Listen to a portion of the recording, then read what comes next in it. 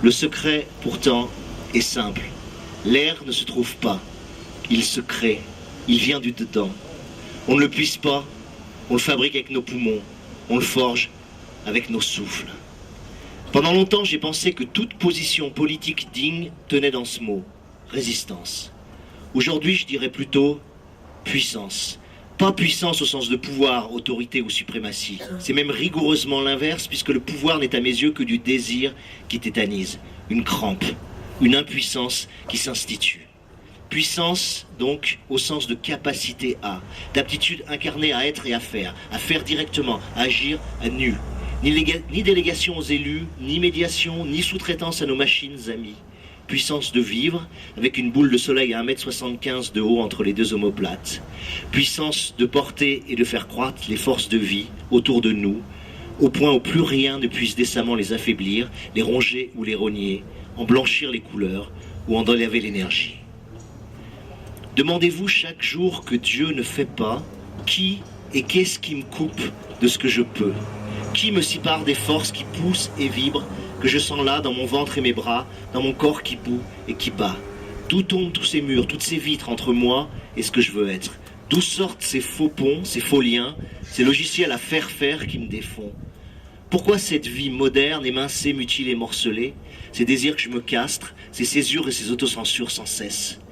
Où retrouver cette sève qui monte dans le tronc de ma colonne vertébrale en un seul jet lent? Comment retrouver la sensation d'un sang qui m'irriguerait tout entier des pieds à la tête avec l'épaisseur et la chaleur d'une lave? Qui fauche mes bons? Quoi? Ce sont les questions propres à l'enjeu de la puissance.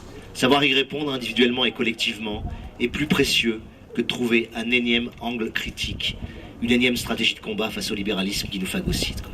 Voilà, bon après je continue etc. mais je finis juste sur un morceau qui me paraît important et j'espère que ça répond un tout petit peu à ta question.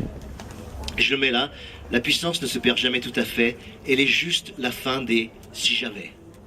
Si j'avais plus d'argent, la plus piégeuse et la matrice des si. Mais aussi si j'avais plus de temps, si j'avais une copine, si j'avais un enfant, si mon patron me donnait ma chance, si seulement j'avais un taf, si l'État tenait compte de nous, si les Arabes ne volaient pas nos jobs, si A était président à la place de B. Chaque fois qu'on demande à quelque chose ou à quelqu'un qui ne dépend pas de nous et de nos forces de réaliser ce qu'on ne fait pas par nous-mêmes, directement, nous sommes déjà foutus.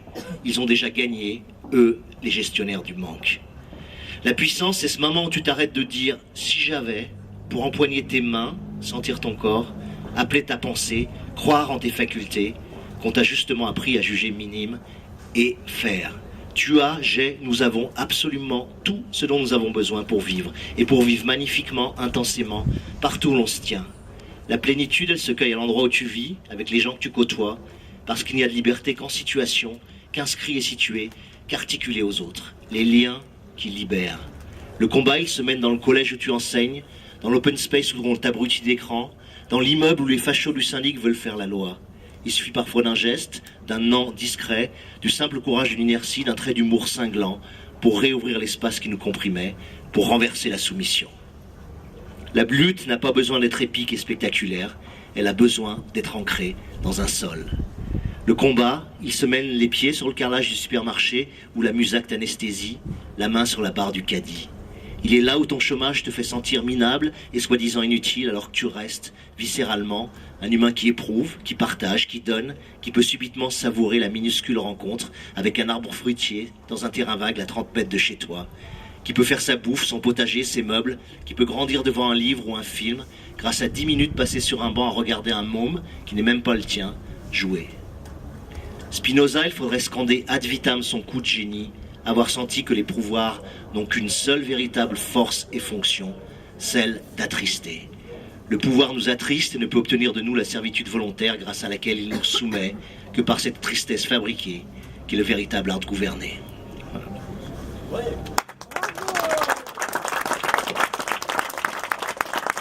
Je veux dire, ça paraît évident de vouloir monter une pièce de théâtre.